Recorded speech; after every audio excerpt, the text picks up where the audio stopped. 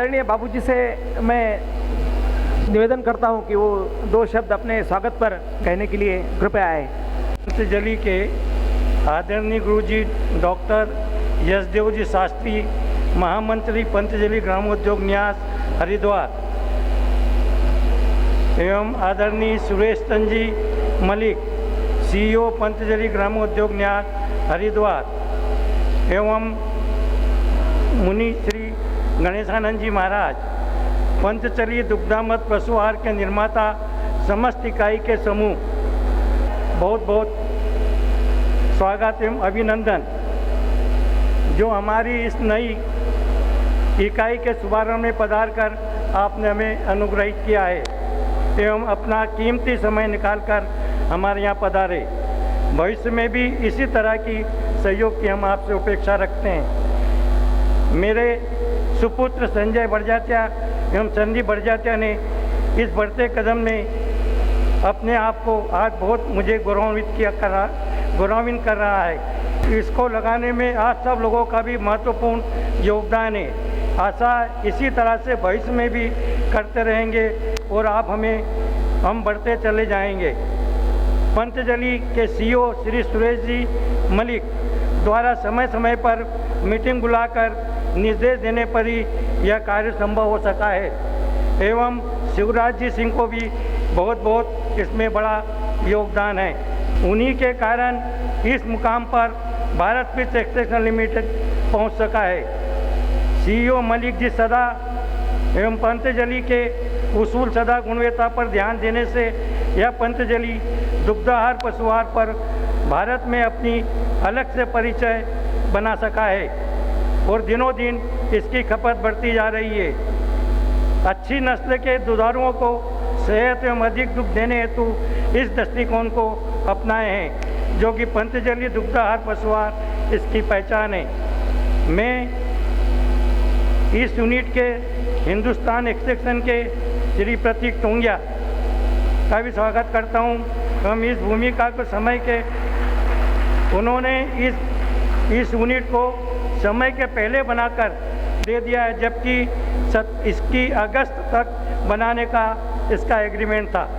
इस unit पशुआहार unit को चलाने में हमारे स्टाफ, मजदूर एवं अन्य का जो भी इसमें सहयोग जुड़ा है, उनका प्रयास को भी मैं नहीं भूल सकता।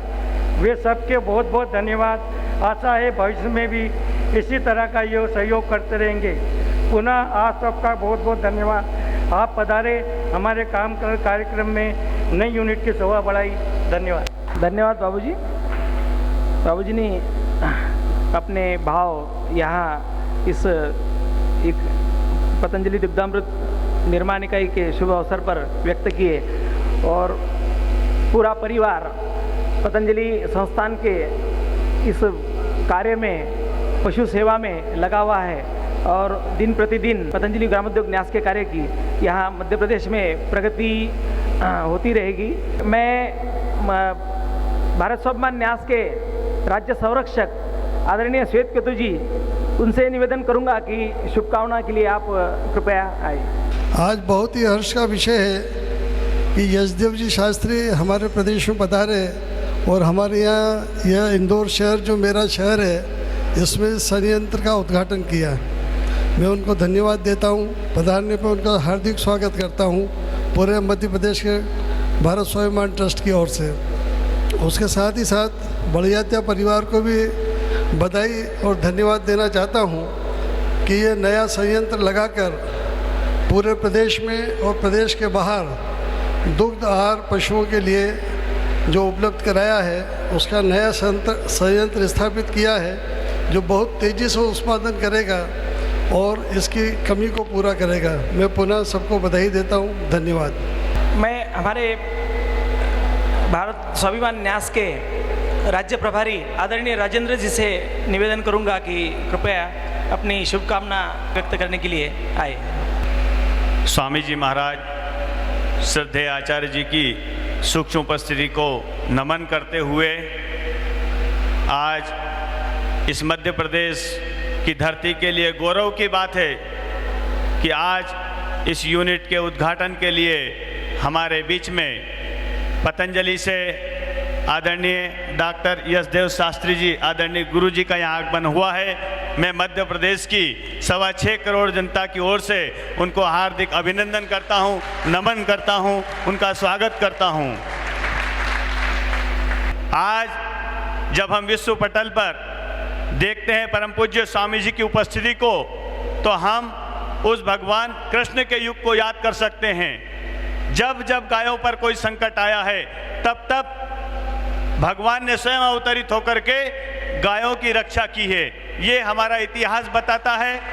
और आज जब हम देख रहे हैं कि संपूर्ण इस मानव संस्कृति को, इस धरा को, जब गायों के ऊपर जो विशाल संकट आ रहा है, उस संकट को उबारने के लिए और गायों की रक्षा के लिए परम पूज्य स्वामी जी महाराज एक देवीय शक्ति के रूप में आज हमारे बीच में अवतरित हुए हैं। यह हमारे लिए सौभाग्य की बात है कि हम आज परम पूज्य स्वामी जी महाराज के सानिध्य में स्वयं उपस्थित होकर के इस कार्य में वानरों सेना की तरह एक सेवा के रूप में हम अपना योगदान दे रहे हैं। ये हमारे लिए बहुत गर्व का विषय है। जैसा कि आदरणीय बाबूजी ने भी बताया कि जो समय लक्ष्य था उससे पहले ही ये यूनिट तैयार हो गई। ये तो पतंजलि का एक कार्य ही है, एक इसका स्वभाव कहना चाहिए। ये पतंजलि की एक प्रतिष्ठा और एक सम्मान का विषय है कि जब जब पतंजलि ने कोई संकल्प लिया, जब जब पूज्य स्वामी जी महाराज ने कोई संकल्प लिया, तो उसे कोई नहीं डिगा पाया।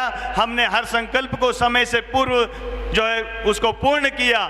ये आज यहाँ पर हम मध्य प्रदेश से भी इस बात को दोहरा रहे हैं। ये हमारे लिए गौरव की बात है। आज इस यूनिट को जो बहुत सुंदर ढंग से यहाँ पर आयोजित किया जा रहा है और आदरणीय गुरु जी का हमारे बीच में भी आशीर्वाद हमको प्राप्त होगा, ये हमारे लिए मध्य प्रदेश के लिए बहुत ही सौभाग्य की बात है। और इस यूनिट से मध्य प्रदेश के किसानों को जो एक बड़ा हित होने वाला है कि किसानों का जो कच्चा माल है वो सीधा पतंजलि इस यूनिट में खरीदेगी और किसानों के, मध्य प्रदेश के किसानों को इससे बड़ा लाभ होने वाला है। और मध्य प्रदेश ही नहीं, इस यूनिट से गुजरात और अन्य प्रांतों में भी यहाँ से हमारा माल पहुँचेगा।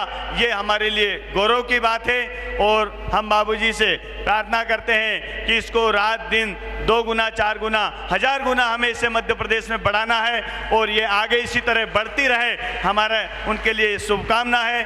और संपूर्ण मध्य प्रदेश का संगठन आपके साथ खड़ा है। जब भी आवश्यकता होगी, संगठन के कार्यकर्ता पदाधिकारी आपके लिए अपने तन मन धन और पूरे प्राण के साथ में आपके साथ तैयार हैं। सही की शुभकामनाओं के साथ मैं अपनी वाणी को विराम देता हूँ। ओम। अभी मैं निमंत्रित करता हूँ पूज्य स्वामी गणेशानंद जी महाराज जी को। इस युग के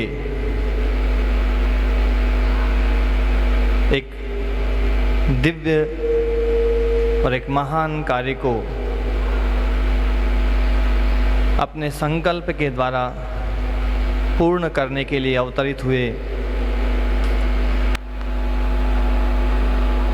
जिनके भीतर समस्त देवीय शक्तियों का स्वरूप हमें दिखाई देता है, ऐसे प्रातः स्मरणीय वंदनीय करोड़ों करोड़ों हृदयों के सम्राट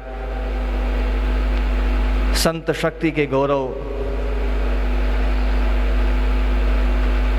प्राचीन महान भारतीय परंपरा को उस पूरे विश्व में प्रामाणिकता के साथ में स्थापित करने वाले पूज्य स्वामी रामदेव जी महाराज जी और पूज्य श्रद्धेय आचार्य बालकृष्ण जी महाराज जी के श्री चरणों में हम सभी श्रद्धापूर्वक उन्हें प्रणाम करते हैं, वंदन करते हैं, अभिनंदन करते हैं। और आज हमारे बीच में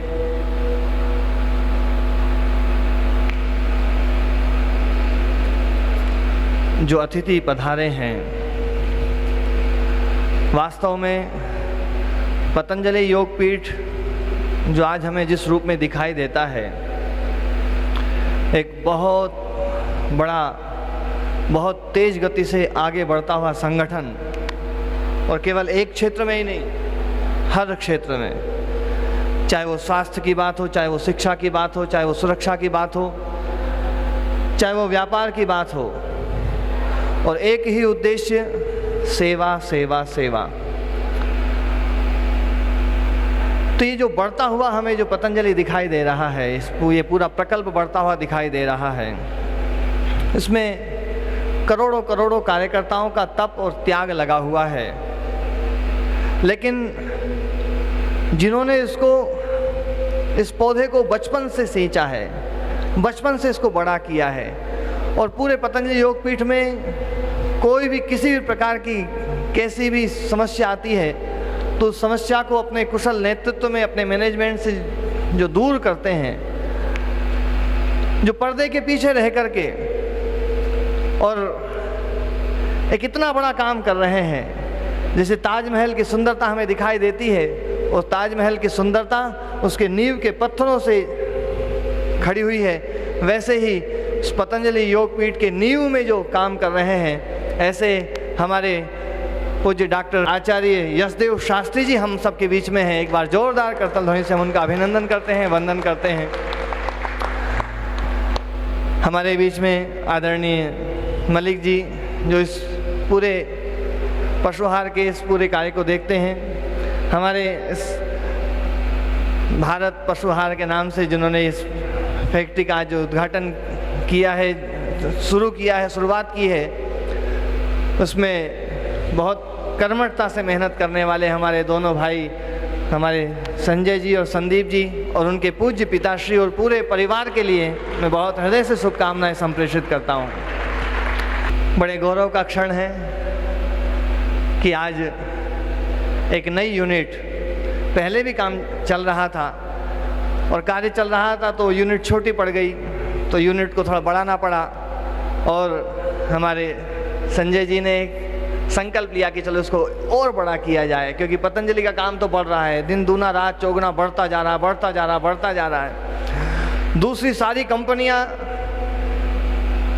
जो तरक्की करती हैं, जो आगे बढ़ती हैं, उनका परसेंटेज बहुत थोड़ा होता है। ये तो पूरी दुनिया इस बात को मानती है कि व्यापार में जो ग्रोथ हो जाए, यदि 10% की ग्रोथ हो जाए, यदि 100 रुपये का व्यापार किया, अगले साल यदि 110 रुपये का व्यापार हो गया तो बहुत अच्छी हम तरक्की कर रहे हैं। लेकिन पतंजलि जो तरक्की करती है, वो पतंजलि तो 200 गुना, 300 गुना, 500 गुना, और कई विषयों में तो इतनी तेज तरक्की कर रही है पतंजलि। बहुत मतलब ये वास्तव में हमारा जो नेतृत्व है, हमारा जो मार्गदर्शन है, वो इतने कुशल हाथों में है। एक संत शक्ति उस पूरे कार्य को देख रही है और उनके मार्गदर्शन पे काम चल रहा है। तो बहुत इनके लिए इस यूनिट को इन्होंने जो बहुत बड़े स्तर पर आज खोला है, बड़ा किया है और इसकी शुरुआत की है, वास्तव में ये प्रशंसा के पात्र हैं। इनके लिए बहुत बहुत हृदय से साधुवाद, बहुत बहुत धन्यवाद। एक प्रश्न मन में बार बार उठता है बहुत सारे लोगों के मन में, क्योंकि कई लोग ऐसे भी यहाँ पर आए हुए होंगे जो पतंजलि को बार बार सुना होगा, पतंजलि का नाम सुना होगा, पतंजलि के प्रोडक्ट खरीदे होंगे, लेकिन इस प्रकार के प्रोग्रामों में वो पहली बार शायद सम्मिलित हुए हों। उनके मन में कई बार प्रश्न रहता है। और भी कुछ लोग ऐसे हो जाते हैं जिनके मन में प्रश्न आता है कि पशु आहार में पतंजलि ने ये काम शुरू क्यों किया। ये पशु आहार का जो पूरा प्रकल्प है, ये जो पूरा स्वप्न है, इस स्वप्न के स्वप्न दृष्टा हमारे आदरणीय यशदेव शास्त्री जी हैं। गायों के प्रति विशेष समर्पण, क्योंकि मेरे बहुत परम मित्र हैं और इनका स्नेह, इनका प्रेम मुझे बहुत मिलता है। मैं इनके स्वभाव से बहुत भली भांति परिचित हूँ। मैं इनके स्वभाव को देखा है, जैसे यदि इंदौर में आए हैं या और भी कहीं जाते हैं और उन्हें कोई व्यक्ति यूँ बताए कि यहाँ पास में कोई बहुत बड़ा तीर्थ क्षेत्र है, धर्म क्षेत्र है, और कोई व्यक्ति ने यूँ बताया कि यहाँ पास में कोई बहुत अच्छी गौशाला है,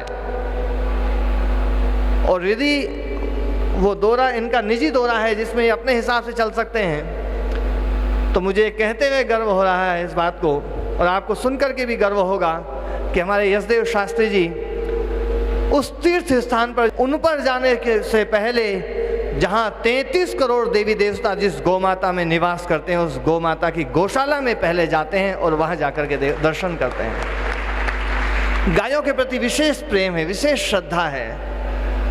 और जब इन्होंने देखा कि आज इस आधुनिक युग में भी जहाँ इतने सब कुछ हम आहार को लेकर के इतने जागरूक हैं कि कोई भी चीज़ हम गलत चीज़ नहीं खाना चाहते हैं, कोई केमिकल वाली चीज़ नहीं खाना चाहते हैं, अपने स्वास्थ्य के प्रति बहुत जागरूक हो गया आज समाज। तो मानवीय स्वास्थ्य के प्रति जब आदमी इतना जागरूक है तो गौमाता के लिए हम जागरूक क्यों नहीं हैं? जबकि हम जो गौमाता को आहार दे रहे हैं उसका अंततोगत्वा परिणाम हमें ही भोगना पड़ेगा। आज जितने भी हम जो दूसरे कैटल फील्ड देखते हैं, गायों के लिए जो हम पशु आहार देखते हैं, उनमें सब में 2% यूरिया, और ये तो सरकार ने भी उसको परमिशन दे रखी है कि 2% यूरिया तो डालो, और ज़्यादा डाल देते हैं क्योंकि प्रोटीन की मात्रा एकदम तत्काल बढ़ती है उसमें। और दूसरे बहुत सारे जो उनके जो टेस्ट हैं, उन टेस्टों में जो है वो यूरिया डालते ही मामला फिट हो जाता है और बड़ा सस्ता पड़ता है, बहुत सस्ता पड़ता है। प्रोटीन के दूसरे सोर्स यदि डालेंगे तो महंगे पड़ते हैं। तो हम व्यापार के चक्कर में, पैसा कमाने के चक्कर में अपने गायों को, जो हम जिसे माँ कह रहे हैं, जिसका दूध अमृत मानते हैं, हम ऐसी गौ माता को यूरिया युक्त हम पशु आहार खिला रहे थे। तो शास्त्री जी ने सोचा कि ये जो काम है इस पे काम होना चाहिए। गाय अमूक है, बोल नहीं सकती, लेकिन उसके भीतर देवता बसते हैं। आप सोचिए तो सही, हम जब मंदिर में भोग लगाने जाते हैं तो अपने घर की सर्वश्रेष्ठ चीज, सर्वश्रेष्ठ भोग हम लेकर के जाते हैं मंदिर में लगाने के लिए। वहां तो एक देवता बैठे हैं, अरे उस गौ माता की तरफ तो ध्यान दीजिए जहां 33 करोड़ देवी देवता बैठे हुए हैं और वहां भोग लगाने जा रहे हैं और हम केमिकल वाली चीजें और रासायनिक और जहरीली चीजें खिला रहे हैं। क्या हमारी पूजा स्वीकार होगी? ये पूजा स्वीकार नहीं हो सकती। ये पीड़ा थी हमारे साथ। गायों के लिए जो पीड़ा और गायों के प्रति जो सेवा का भाव, उन भावों का परिणाम है कि शास्त्री जी महाराज ने पूज्य स्वामी जी महाराज को बार बार इस विषय में कि पतंजलि और सब चीज़ों में हम हर चीज़ अलग अलग प्रोडक्ट निकाल रहे हैं, ये केटल फीड के विषय में भी पतंजलि को आना चाहिए और पतंजलि ग्रामोद्योग की स्थापना करवा करके और पतंजलि ग्रामोद्योग के माध्यम से आपके कुशल नेतृत्व में, ये पतंजलि ग्रामोद्योग के माध्यम से आज पूरे देश में गायों के लिए बहुत बड़ा काम हो रहा है। और गायों के आहार को लेकर के आप आश्चर्य करेंगे। कई बार मैं सुनता हूं कि पतंजलि का पशु आहार थोड़ा सा महंगा है। वह थोड़ा सा महंगा है, उसमें यूरिया नहीं डला है। यूरिया जैसे ही हटाएंगे और यूरिया के लिए आप दूसरी जो प्राकृतिक सोर्स यदि कुछ डालते हैं, आप उसमें दूसरी चीज़ें, आप सरसों की खल डालेंगे प्रोटीन के लिए और दूसरी चीज़ डालेंगे तो बहुत महंगी पड़ती है। तो थोड़ा सा रेट तो बढ़ेगा, लेकिन ये वास्तव में गौ माता के लिए एक सच्ची भक्ति है, सच्ची सेवा है। हम अपने लिए जब आहार जब खरीदते हैं, कोई भी चीज़ खरीदते हैं, देखते हैं कि बहुत बढ़िया चीज़ होनी चाहिए। फल भी खरीदेंगे तो 40 रुपये और 50 रुपये किलो दो फल, दो क्वालिटी हैं। 40 रुपये वाले थोड़े से कमज़ोर हैं, 2-4 दिन पुराने हैं, तो हम कोशिश करते हैं कि 50 रुपये वाले किलो खरीदें, हम अच्छा खाएं तो गौ माता को भी तो अच्छा खिलाएं। और ये जो संकल्प है, ये संकल्प हर व्यक्ति के मन में होना चाहिए। पूज्य स्वामी जी महाराज का अभियान तो, स्वामी रामदेव जी महाराज ने तो एक ही बात सिखाई हमें कि अपने जीवन को इतना ऊंचा बनाओ, इतना ऊंचा बनाओ, इतना ऊंचा बनाओ कि तुम्हारे आसपास जो लोग हैं मिसाल दें, अपने बच्चों को एक आदर्श स्थापित करो। और जो काम पूज्य स्वामी रामदेव जी महाराज जी कर रहे हैं उसको अपने आसपास आप भी करो, एक उनके सैनिक बन करके, उनके योद्धा बन करके। स्वामी रामदेव जी महाराज तो ऐसा चाहते हैं कि उनका हर सैनिक, हर योगी योद्धा जो है वो स्वामी रामदेव जी महाराज जैसा एक प्रतिभाशाली हो और वो व्यक्ति अपने आसपास जो बीमारी रूपी जो और दूसरे जो जितने भी बुराइयां फैली हुई हैं, उन बुराइयों को दूर करके एक सुंदर समाज का निर्माण करे। हम स्वस्थ हों, हमारी विचार स्वस्थ हो, हमारा आहार स्वस्थ हो, हमारी दिनचर्या पवित्र हो, हमारी दिनचर्या व्यवस्थित हो, अनुशासित हो, हमारे बच्चे अच्छे हों, हमारा देश अच्छा हो। एक एक व्यक्ति यदि अच्छा होता है तो उससे मिल करके हमारा देश अच्छा होता है। हम जब एक कदम आगे बढ़ते हैं और भारत का एक एक व्यक्ति जब एक एक कदम आगे बढ़ता है तो आपको शायद इसका अंदाजा भी नहीं होगा कि भारत के 125 करोड़ लोग जब एक कदम आगे रखते हैं तो आप तो एक कदम आगे बढ़ते हैं, लेकिन भारत देश 125 करोड़ कदम आगे बढ़ता है। ये काम हमें करना है, हम सबको मिलकर के। पूज्य स्वामी जी महाराज का जो अभियान है इसे हमें आगे बढ़ाना है। आप ये मत सोचो कि ये काम मार्केटिंग टीम वालों का है कि वो बताएं पशु आहार के बारे में कि ये पशु आहार बढ़िया है, इसमें यूरिया नहीं है, इसमें दूसरे केमिकल नहीं है, इसमें जहरीली चीज़ें नहीं है। ये काम हमारा भी है, हम भी बताएं, क्योंकि गाय मेरा तो विषय ही है। मैं तो ना गायों के लिए काम कर रहा हूँ, गायों के लिए समर्पित हूँ। हमारे हर चीज़ के साथ में हमारे पूर्वजों ने गाय को जोड़ा। बताओ सबसे पहली रोटी किसकी? बोलो जी। पहली रोटी गाय की। हमारे यहाँ पर भोजन बाद में होगा, पहले हम गाय को खिलाएंगे। गाय को खिला करके खाते हैं। सुबह उठते हैं, सबसे पहली सेवा गाय की। पहली सेवा किसकी? गाय की सबसे पहली सेवा। सबसे पहली पूजा किसकी? कोई भी त्योहार देख लो आप, हर त्योहार हम मनाते हैं गाय की पूजा के साथ में हम त्योहार मनाते हैं। घर में प्रवेश करना है, गृह प्रवेश संस्कार होगा, गाय पहले घर में जाएगी, आदमी बाद में जाएगा। गाय सबसे आगे रखी हमने। भगवान कृष्ण जब इस धरती पर आए तो भगवान कृष्ण आगे नहीं रहे, अपने आगे गायों को रखा है और गायों के पीछे नंगे पैर वो स्वयं चले हैं। भगवान जो विधाता वो भी गायों के पीछे चल रहा है, गाय को सबसे आगे रखा है। ऋषियों ने, महर्षियों ने, संतों ने, हमारे पूर्वजों ने, सबने हर कर्म में गाय को आगे रखा है। कोई भी काम हो, चाहे यज्ञ करना हो, चाहे दान देना हो, दुनिया का सबसे बड़ा दान माना जाता है, बोले कन्यादान जो है ना सबसे बड़ा दान है, पर वो कन्यादान भी हमारे देश में बिना गोदान के संभव नहीं है। वहाँ भी गाय है। रोटी के साथ में गाय को जोड़ा, बेटी के साथ में गाय को जोड़ा, चोटी के साथ में गाय को जोड़ा, हर चीज के साथ में गाय को जोड़ा। क्यों? क्योंकि गाय महत्वपूर्ण है। गौ माता के अंदर तो 33 करोड़ के 33 करोड़ देवी देवता हैं और वो भी जागृत अवस्था में है। गौ माता की सेवा यदि किसी व्यक्ति ने कर ली और गौ माता की बढ़िया विशेष रूप से देखभाल करके यदि उसने गोवंश को बढ़ा दिया तो मैं तो कहता हूँ उसने पूरी भारतीय संस्कृति को आगे बढ़ा दिया है। क्योंकि भारतीय संस्कृति का केंद्र गाय है। हमारी संस्कृति का केंद्र, हमारी संस्कृति का आधार गाय है। आप सोचिए तो सही, इस धरती पर भगवान भी आए, अलग अलग रूपों में, अलग अलग अवतारों में आए, कैसे भी अवतार आए जिनको हम भगवान मानते हैं, लेकिन आप आश्चर्य करेंगे, आप सोचिए तो सही, गौ माता कितनी विशेष है, जिसके पंचगव्य बिना गौ माता के गोबर और गौमूत्र के बन नहीं सकता और बिना पंचगव्य के कोई व्यक्ति शुद्ध नहीं होता है, वो यज्ञ करने का अधिकारी नहीं है।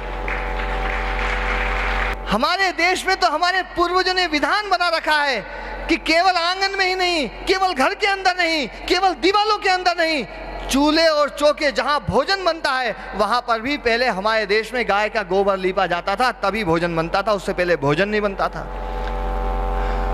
गाय का गोबर मंदिर में, भगवान जहां बैठे हुए हैं, यदि भगवान के मंदिर में गाय का गोबर नहीं लीपा तो मंदिर भी शुद्ध नहीं माना जाता था। ये परंपरा थी हमारे देश की। जहां भगवान विराजमान है, भगवान का स्थान तो पवित्र होता है, उस पवित्र स्थान को भी पवित्र करने का सामर्थ्य जिसके मल में है, वो गौ माता कितनी पवित्र होगी, कितनी विशेष होगी, कितनी दिव्य होगी। और ये केवल कहने की बात नहीं, इसके तो वैज्ञानिक प्रमाण है। मैं एक ही बात कहता हूं कि गौ माता वास्तव में एक चलता फिरता देवालय है और गौ माता के लिए यदि बहुत बड़ा पावन संकल्प ये चला है तो वास्तव में विशेष काम हुआ है और इसमें हम सबको सहयोग देना चाहिए। और इसमें इस पूरे प्रकल्प में एक मुख्य यजमान की भूमिका में हमारे संजय जी और संदीप जी दोनों मिलकर के ये काम कर रहे हैं। वास्तव में बहुत प्रशंसा के पात्र हैं, इस पूरे प्रकल्प को आगे बढ़ा रहे हैं। और ये केवल मध्य प्रदेश नहीं, पूरे देश में अलग अलग जगह से भी लोग, हमारे कई जो है मैन्युफैक्चरर आए हैं, उन सबको भी मैं साधुवाद देता हूँ कि उन लोगों ने भी जो है ना अपने अपने क्षेत्र में ये गायों के लिए विशेष रूप से, कि जो ये मूक पशु जो बोल नहीं सकते, अपने दर्द को बता नहीं सकते, बयान नहीं कर सकते, यदि उनके साथ में किसी प्रकार का अन्याय होता है तो वास्तव में उस अन्याय की सज़ा बहुत बड़ी मिलेगी। उस सज़ा से हम बचें और दूसरों को बचाएं। उन बेजुबान जीवों के ऊपर हम थोड़ी सी कृपा करें और उनको अच्छा आहार दें। और इस अच्छे आहार के प्रति एक बहुत बड़ा एक ठोस कदम ये पतंजलि पशु आहार, और ये बहुत बड़ा एक प्रकल्प है और आगे बहुत आगे जाएगा। हम सब लोग मिलकर के ये काम करेंगे और हमारे आदरणीय यशदेव शास्त्री जी, उनके कुशल नेतृत्व में ये काम चल रहा है। निश्चित रूप से ये बहुत आगे काम जाएगा, बहुत आगे बढ़ेगा। आप सब लोग जो यहाँ पर पधारे हैं, सब लोग जिन्होंने मुझे भी थोड़ी देर सुना, आप सब लोगों को मैं हृदय से धन्यवाद देता हूँ। आप सबको प्रणाम। हमारे आदरणीय यशदेव शास्त्री जी पहली बार मध्य प्रदेश में वो आए हैं तो इनका मैं बहुत हृदय से यहाँ पर स्वागत वंदन करता हूँ, अभिनंदन करता हूँ। इनकी विशेष कृपा हम सबके ऊपर रही। इनका बहुत बहुत स्वागत वंदन अभिनंदन, बहुत बहुत धन्यवाद।